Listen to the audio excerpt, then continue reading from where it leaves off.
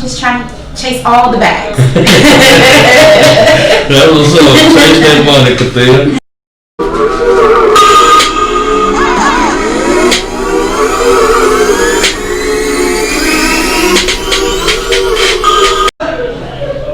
What up? It's your boy Quay the Barber, and you tuned in with Head Campus TV for another episode of Student of the Game. I got Miss Kathia with me, and we're going to get into this interview real quick. What's up, Kathia? Nothing much. How are you? I'm good. How you doing today? I can't complain. That's what's up. I appreciate you coming to do this interview with me. Not a problem. What's up? So, tell the people something about yourself. Well, let me see. I like to call myself like a Jackie of all trades, if you will. I've been a licensed cosmetologist since 2013. I use my Cosmo mainly towards makeup, lashes, and brows. So I never really used it in a hair capacity. So I just decided to just go ahead and do the crossover program. On top of that, I'm a licensed massage therapist also. That's what's up. And I don't know, I'm just trying to chase all the bags. That was chase that money, Kathia. So, what made you just want to be a barber? You know, to be honest, and it's weird that I'm going to actually open up about something that's so personal. Please do. Because it's kind of, the anniversary of it is coming up. But back in 2017, I had a little mishap. So I was at camp for 6 months. And when I say camp, I mean like county jail. Oh, man. Oh my God, I can't believe I'm sharing this, but Jailhouse Barbers episode 1. Hey! But no, I'm cool. Yeah, I was just going through some personal stuff with the ex-husband or whatnot, but long story short, like I said, I ended up doing 6 months behind county jail bars. And while I was there, it just came to me, you know. Yeah. Get into barbering. Why you had an epiphany. Yeah, because you know when they said, you know, if you're not listening to God, He's gonna find a way to sit you down and make you listen. He literally sat me down for 6 months and was like, look, this is what we're gonna do. Boom, boom, boom, boom, boom, and this is my plan for you. And so I kind of delayed it. 2018, 2019, I still kind of delayed it, but. We're here. We're here, 2020. Thank you, coronavirus, for sure. putting that pep in my step to actually do it. It definitely brought out the best and the worst in a lot of us. Some people thrive and a lot of people fell off. So it's good to see you pushing through during the pandemic. And we're gonna actually get to that a little later about, you know, barbering in the pandemic. But in terms of school, why Bladecraft? What made you choose Bladecraft? For one, I'm a veteran, so they accept the GI Bill. Shout out to all the veterans out there who taking advantage of that GI Bill. Okay. For one, they accepted the GI Bill program. Also, just doing my research, comparing this school to another school that I was looking at, the aesthetics, the program itself was just a step above and beyond what I had seen anywhere else. So I say that every time I do an interview, like all jokes aside, this is a dope ass school, man. Like the way it look, it's so vintage. Yes. So it's so vintage, and it's a nostalgic feel. So I agree with you on that. It's a dope ass school, man. So after picking this school, what expectations did you have coming into this, especially being a cosmetologist beforehand and then now going to cross over into barbering? What type of expectations did you have?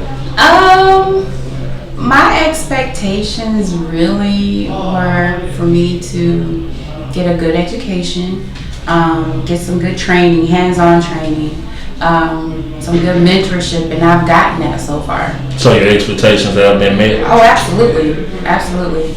Because eventually I plan on opening up my own establishment, and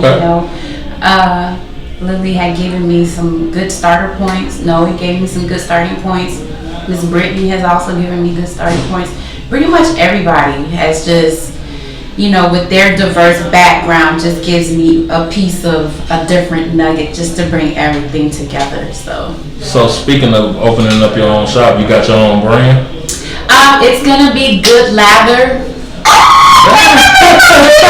Man, that's if you don't want to drop too much, and you hold back a little bit, but let the people know what you got cooking. Well, without giving them too much. You can't always right. Can't always let the left hand know what the right hand doing, but the focal point or the brand is going to be called Good Lather.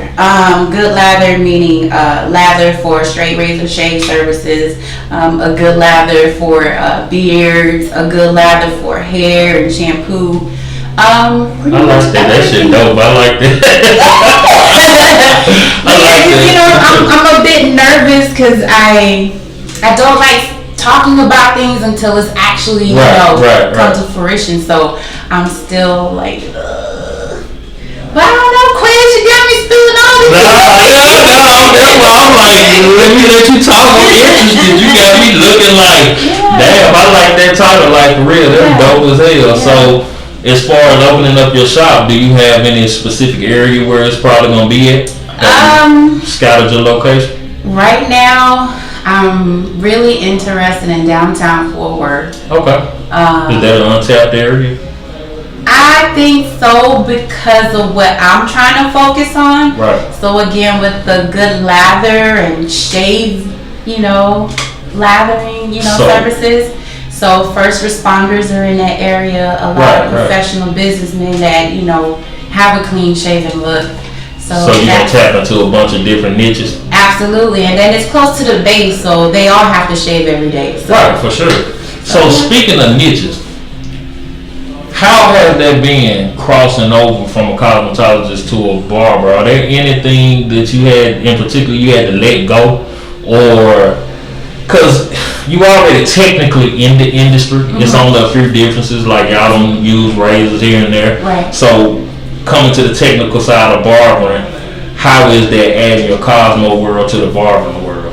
It's extremely beneficial. I will say, being in the Cosmo program and then starting the barbering program, it's connecting all the dots that weren't connected from Cosmo being in the barbering program. It's like, I caught on, I got it, I passed, state board, I did what I needed to do, but actually coming back to school, oh my gosh, 7 years later. Right. You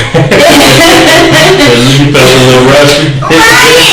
But it helped me connect those dots faster and easier, so it's definitely a plus for me. So speaking of connecting the dots, what's some of the most difficult services that you had to provide in terms of haircut, or just what you found kind of challenging? I think what's challenging for me is my shear work. Shear work? Yeah. Cosmo? I know. But let me tell you a good story about Cosmo. This is how intimidated I was about the shear work, because when we got to that portion of school, we were practicing and nothing was connecting. I kept losing my guide. I was like, I can't get this. This is frustrating.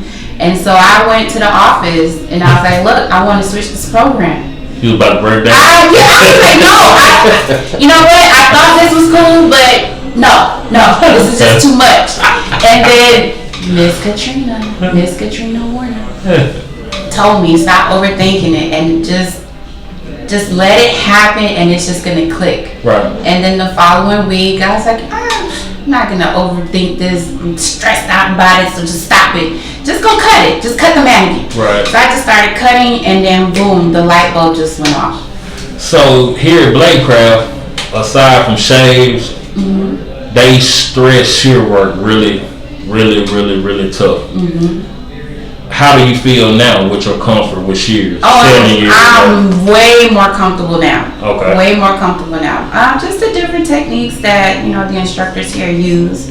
I have to say, a lot of patience. Right. Sometimes I can overthink something, and the best way to explain it to me is just explain it to me as if I was a 2-year-old, from the beginning to the end, and then it makes sense, because I'm a but why? But why? But why? And not.